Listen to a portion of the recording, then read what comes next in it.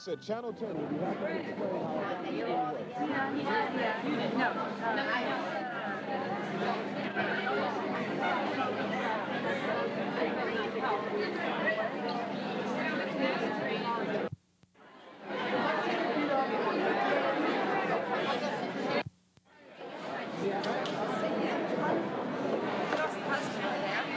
Yeah, there he is.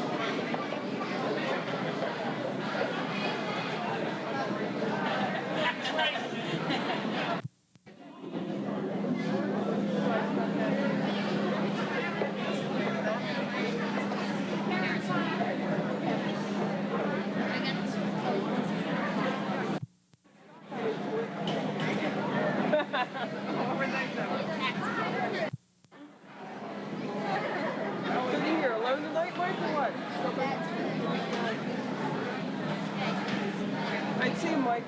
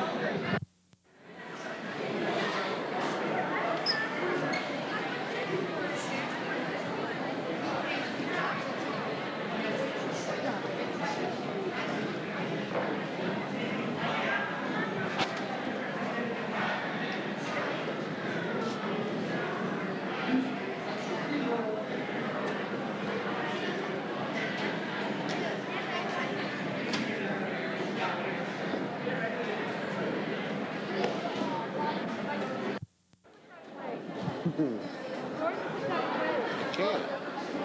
I'm working. Oh, you really?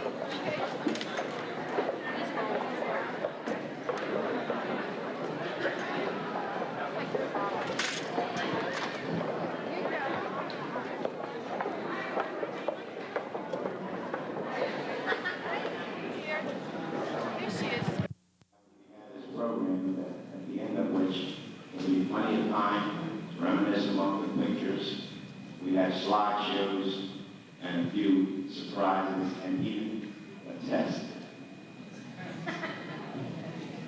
I'd like to welcome you all back to Heritage, some of you for a few years. I noticed many of all the aspects of Heritage, so that as I introduce each one, you'll see that we touch base with students, teachers, administrators.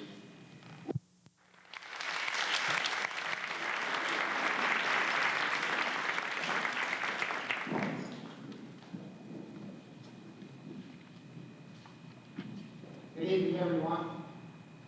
I can't tell you how thrilled I am to be back at Heritage again.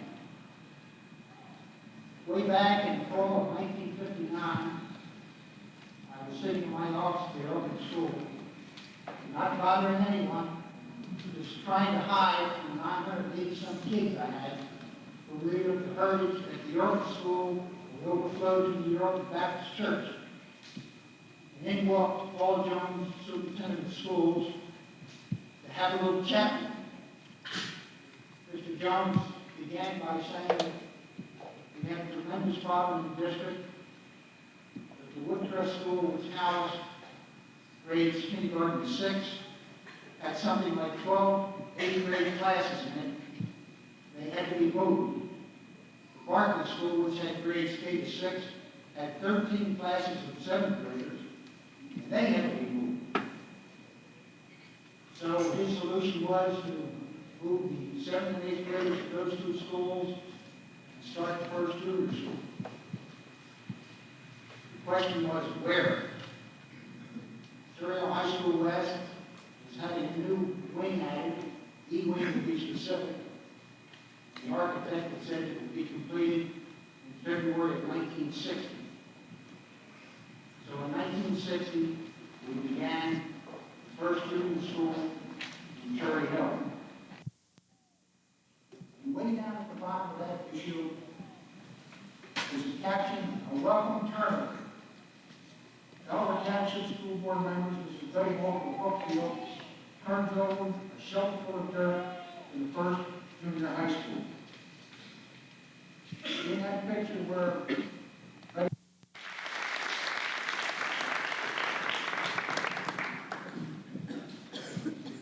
When Mr. Long was principal, in those days they operated a feature.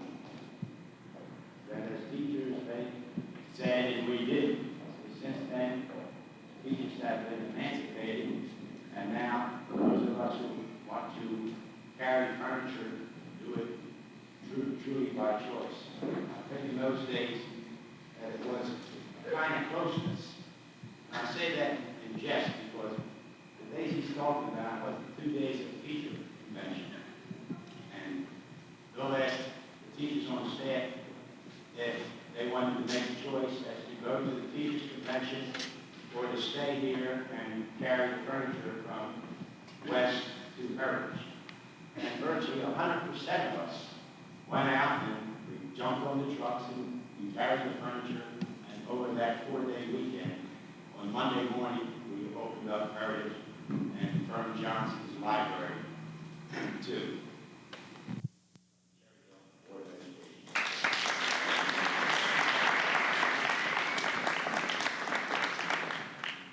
Thank you, Jim. It is nice to thank you. It's not quite that day we thank you a few more times. But it is worthwhile because of the fact that you have the opportunity to see the fruits of your labor at the junior school. I want to assure you that the Board of Education has made a commitment that the property will remain part of the school district. Parts of this property will remain as educational properties. We're working very hard to keep the athletic fields, enlarge the athletic fields, keep this gymnasium as a gymnasium, as a community center, as a place where not only can the students of the district be brought for various sports activities and athletics, but also it can be used as a community recreational area. So therefore, I look at tonight as an end and as a school as we know, but also as a beginning. I guess you could call it a continuation of the heritage of heritage as an educational facility, not moving. My immediate loss. And in all cases, all 3 cases, as he rose, so did my respect for him.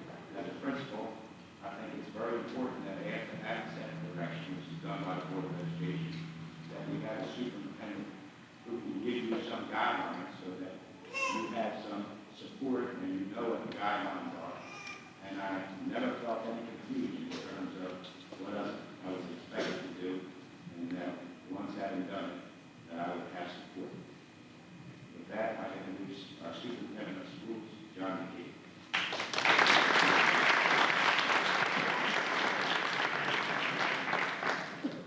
I'm often confused. You know, Jim, thanks for telling us what the menu is for tonight, so we can then clear out before the test and possibly survive. You know, when I think of heritage, I don't think of all of bricks and mortar, but I think of the marvelous character that this school and community has developed over the years. And up that character. Of course, in the forefront is the teaching staff, and the heritage of the teaching staff is truly unusual in that it has been, for all these years, a teaching unit, and we've always felt that they were functioning as a unit. And everyone in the community truly appreciates the marvelous contribution that they've made to now over 11,000 youngsters that have passed through the building. The contribution of the family is really personified right here with Laurie Zellman, the PTA president, who immediately upon hearing that the school was going to close, made a commitment to causing it to be a positive experience for the youngsters who were going to spend the last year here. And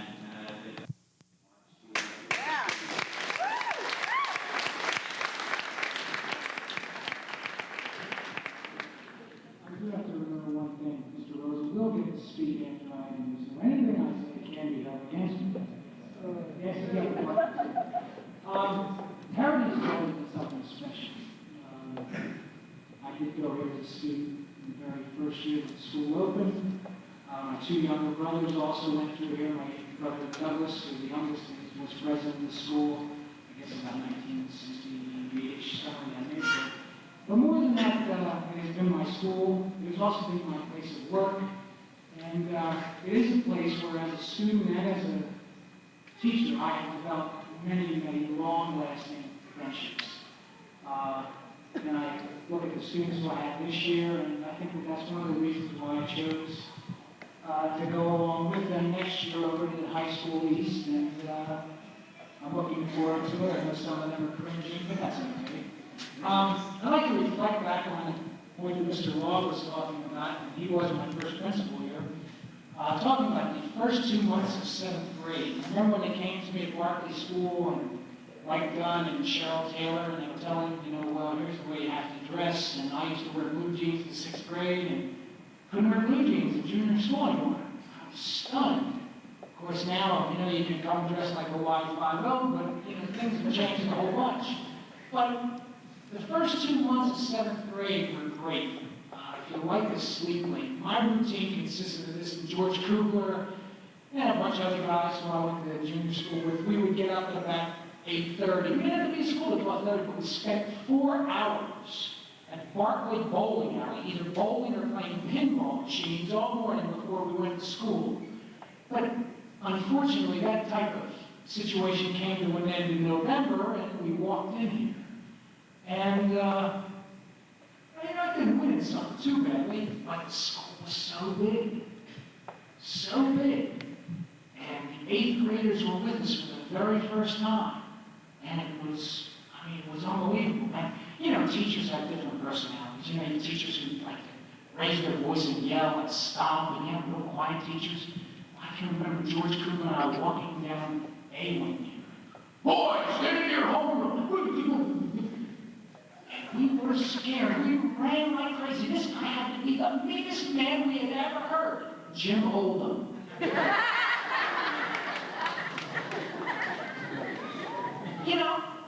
Just to show you how things can be deceiving.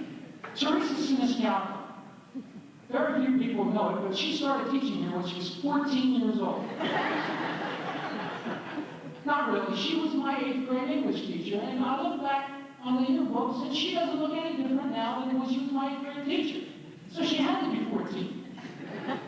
But these are the kind of stories that I have and when I was in here. And then as Mr. Rosa said, I did go on to Lynchburg College, and I came back. And my first teaching job, the circumstance, I don't even know whether Jim knows it or not, but Nick Frederick was driving by my house one summer. And he said, Mark, how you doing? And Nick's always been a great, great friend and a good pal of my brothers and everybody. And he said to me, he said, what are you doing? I said, well, I graduated college, history major. He says, I got no job. He says, look, I'll tell you something that even the principal doesn't know. He says, one of our teachers is going to be going in the military for a 6-month tour. You call him up tomorrow and tell him that you want to be considered for that opening when it comes up. Well, sure enough, I called Jim the next day. He says, there's no openings. In a week, I knew something he didn't know. I get a call back. Come in. He says, do you know Nick Frederick? I know Mr. Frederick played real cool like I never saw a guy before in my life. And you know what? I got a lucky break.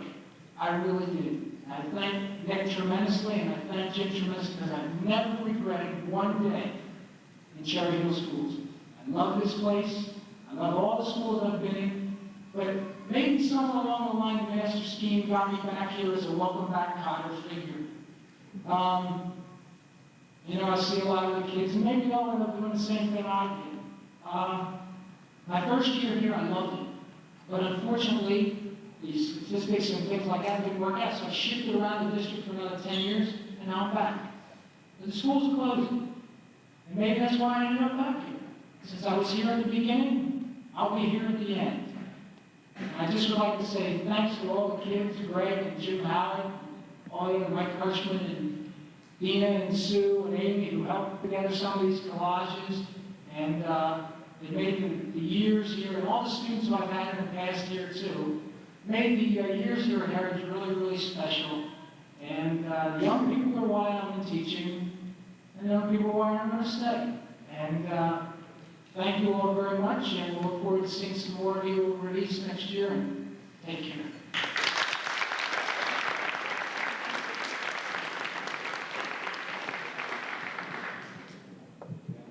I'm sure your students that are here will spread the word tomorrow. All the students will know how diligent you prepared for school when you were in And I'd also like to say, I don't know too much about principals. I did know about that over the years. Nick was your friend. I went to college and I had a few more years in my belt as his friend. And the reason for that story is that we got to cheat.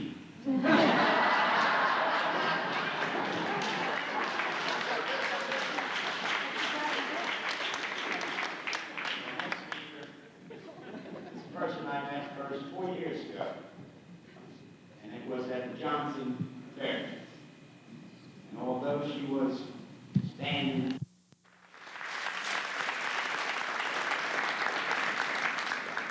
I'm going to have to die because that's my eulogy.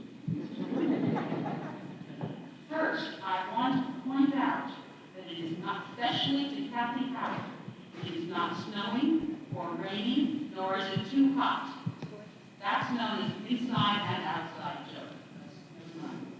I also want to thank the parents and the kids who helped decorate Laurie Newsack, and we couldn't do anything without Ruth Brownell and Karen Stackhouse, who are sitting there, who get up on ladders at the slightest opportunity, and all the kids who helped. Some of them were so anxious to help and so just so generous with their time that they were even willing to stay here and help mount pictures on the wall rather than go to their 8th grade math classes.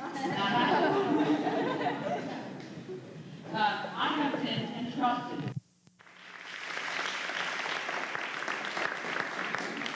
I rest my case. Mark Steele has something he wants to tell you. He made a test of that. And I stayed here until I became the aging exterior that you see standing before you tonight. I've been here for the first year of Heritage, and we'll be here at the last Mark Steele, 76 a whole note. And during those years, I'm not going to strain my credibility and say there was never a day. During those years, I really rarely got up in the morning and had any problem. I was happy for the work. I always felt fortunate to be able to earn a living working with young people. To be able to look at young eyes and watch as the cloud of confusion was displaced by a spark of comprehension.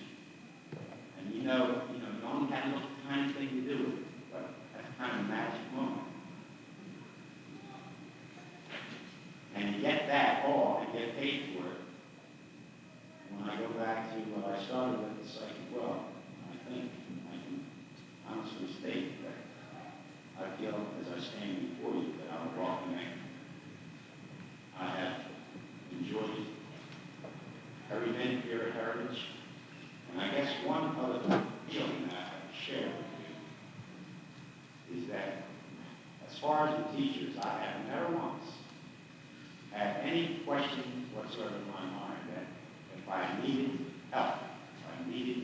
someone to do something. And of course, it wasn't suicidal or crazy.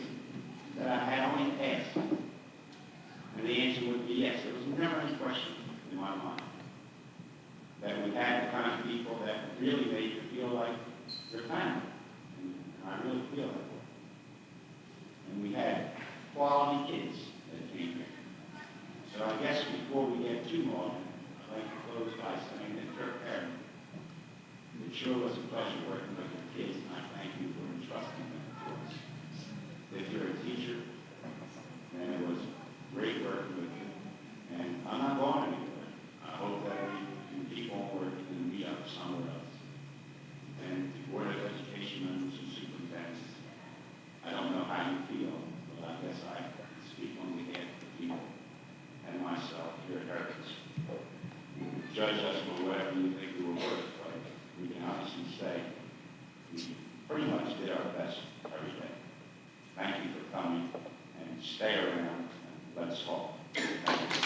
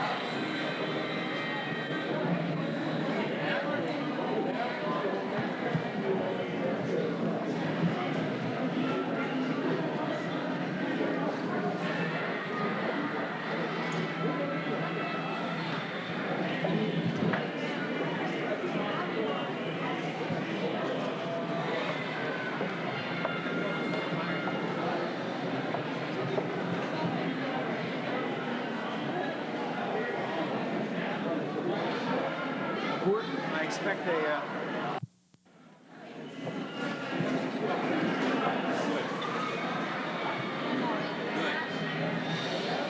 Good. You all set for next year? Pretty much now? Good.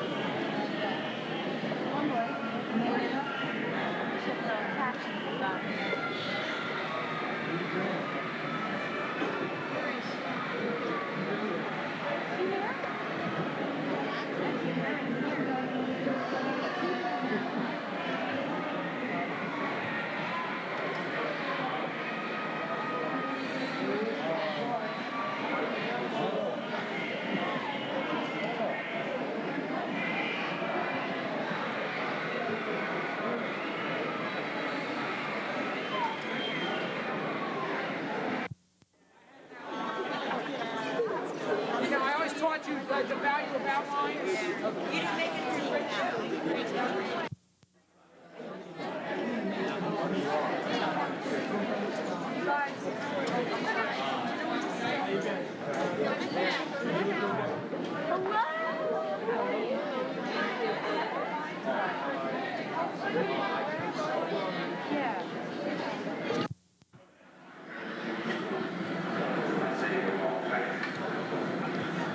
Unfortunately, our present student body